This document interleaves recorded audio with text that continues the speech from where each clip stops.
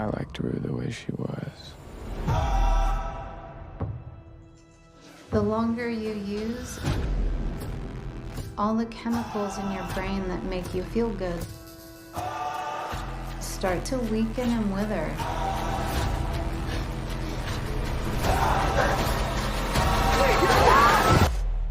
The things that don't feel good don't feel as bad anymore.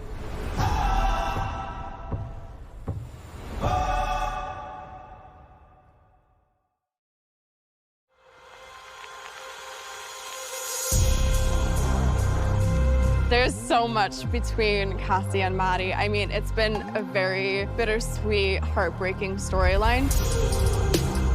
Off-set, Alexa and I love hanging out, we're best friends. And then we go on set and we have to, like me, I have to have so much anxiety as Cassie because Cassie knows at some point it's going to come out. She is so guilty, and that's where all of her anxiety comes from. She always like this? No, but when she drinks, she's just tragic. The birthday there's a lot of different elements to the birthday party. So you have, you know, Cassie giving Maddie this beautiful book, like showcasing their friendship, and it's kind of an emotional moment. At this point, Maddie doesn't know that Cassie has been hooking up with Nate. She loses herself to love, like friendship doesn't matter anymore. And then obviously it becomes a nightmare situation. It's funny how sometimes things come together for a scene like these set pieces like Maddie's birthday. Sometimes it's very planned. It can kind of come together in improvisational way. Maddie's dress, we knew we wanted to use something by Marc Jacobs. A friend of mine, Devin Lee Carlson, did a collaboration with Marc Jacobs. So she sent that to us. And it has the little M's here, which is for Mark, but also works for Maddie. And then for the swim, we actually had another swimsuit planned. I always have extra stuff in my back pocket. Like, you have to have stuff to go to because you never know what's gonna happen. And that pink suit was actually something that was like in my back pocket. A lot of girls these days are doing under boob, and so that's a thing. I wanted something that kind of emulated Maddie in a way. I was like, what is something that could be as risque as possible, but not too far where you'd be like, this is ridiculous. Wow, that was certainly a choice. Oh God, the vomit.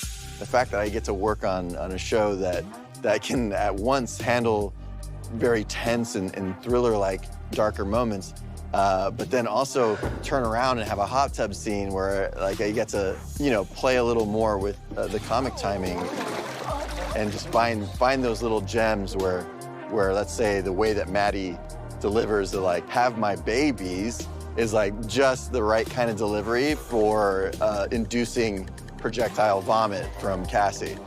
Please, when I go to college, move with me, marry me, have my babies.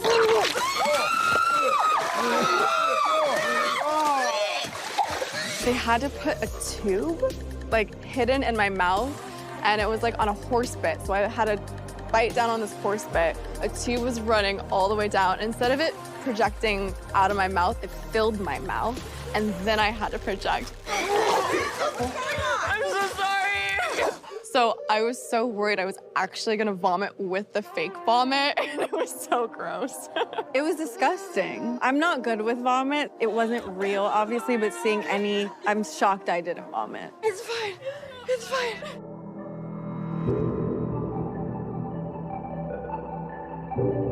Episode 4 montage, I really like kind of iconic images of our characters in a setting that's not totally real or in a light that's not totally real. You know, towards the end of episode 4, it feels like it's a turning point in the series and the trajectory of the characters. I really wanted to allow for this certain kind of mystery inside the characters to sort of be alive. Our inspiration for that were like Mexican murals. Mexican murals from the sort of turn of the century, Cassie with all the flowers. It became a way for us to sort of to be inside of their worlds without having to break down everything on a logical level, and to kind of to allow for a slightly more metaphysical perspective to take over the show. It became a way of sort of exploring that on a visual level as opposed to just words, words, words. I've always been with you, from before you were born until after you're gone. This season, I wanted to kind of bring in a little bit of this other world, this spirit world. I've always kind of imagined that Rue, when Rue gets really high, she's able to kind of enter this place, you know, sort of between life and death, where she can reunite with her father. You know, I think that Lab's voice serves as kind of the spirit world or the religious world in many ways, and has throughout season 1 and 2. And so I thought, well, why don't I just allow him to be there and just let him sing.